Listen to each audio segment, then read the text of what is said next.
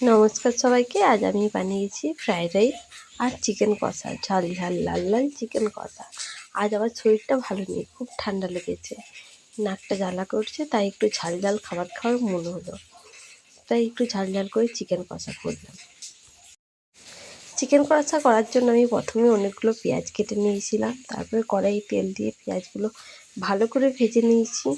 যতক্ষণ না ভালো করে ভাজা হচ্ছে ততক্ষণ ভেজে নেবেন, না হলে পেঁয়াজগুলো গোটা করে দেখা যাবে। একদম গোল্ডেন ব্রাউন করা তক্ক আমি পেঁয়াজটা ভেজে নিয়েছি। তারপর দিয়ে দিলাম আদা রসুন আর কাঁচা লঙ্কার পেস্ট, একটু কষিয়ে নিয়ে তারপর আমি দিলাম টমেটো আর লাল লঙ্কার বাটা। যখন এটা একটু কষানো হয়ে গেছে তারপর টমেটোটা দিলাম। দেওয়ার পরে আমি সব শুকনো মশলাগুলো দিয়ে দিলাম, হলুদ গুঁড়ো, জিরে গুঁড়ো, ধনে গুঁড়ো।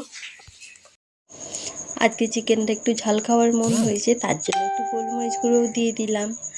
তারপর দিয়ে দিলাম আমি চিকেনটা দেওয়ার পরে হাফ কাপ মতো আমি দিয়ে দিলাম দইটা দিয়ে ভালো করে কষাতে হবে।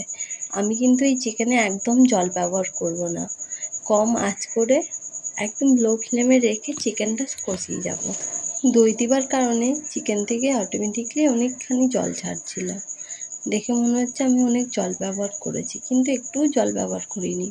নুনটা আমি একটু পরে করেই দিয়েছি। আচ্ছা, শ্রাবণ মাসে কে কে কাচের চুড়ি পড়েছে একটু কমেন্টে জানাবে।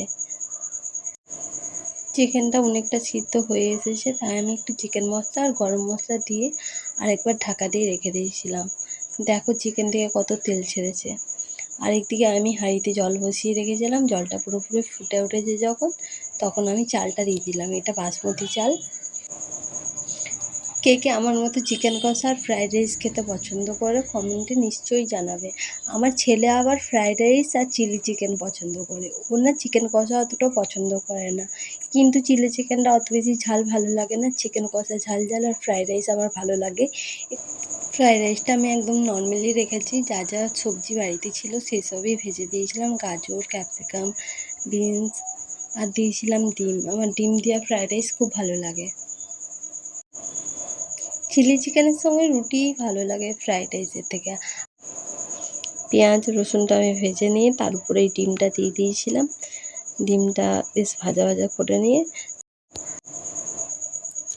পেঁয়াজটা ডিমটা ভেজে নিয়ে তার উপর ভাতগুলো দিয়ে দিয়েছিলাম। ভাতগুলো দেওয়ার পর সবজিগুলো দিয়ে দিয়েছিলাম। আমি যদি রাতের ভাত বেঁচে যায়, পরের দিনে যদি ভাত দেখি অনেকগুলো থেকে আছে, সেই ভাতগুলোকেও আমি এইভাবে ভেজে খেয়ে নিই। ভাত ফেলাতে খারাপ লাগে তো খেয়ে নিই ওইভাবে ভেজে, খেতে খুব ভালো লাগে। আপনারাও একবার ট্রাই করে দেখবেন, খেতে খুবই ভালো লাগে। বাসি ভাত একদম বজায় না, পান্তা করেও খাওয়া যায়, কিন্তু পান্তার থেকেও আমার ভেজে খেতে বেশি ভালো লাগে। তারপর খাবার রেডি হয়ে গেল, খেতে বসে গেলাম তিনজন একসাথেই। খেতে এত টেস্টি হয়েছিল কিছু বলার নেই, পুরো ঝাল হয়েছিল একদম। ভিডিওটা ভালো লাগলে লাইক, শেয়ার, কমেন্ট করবেন। নমস্কার সবাইকে।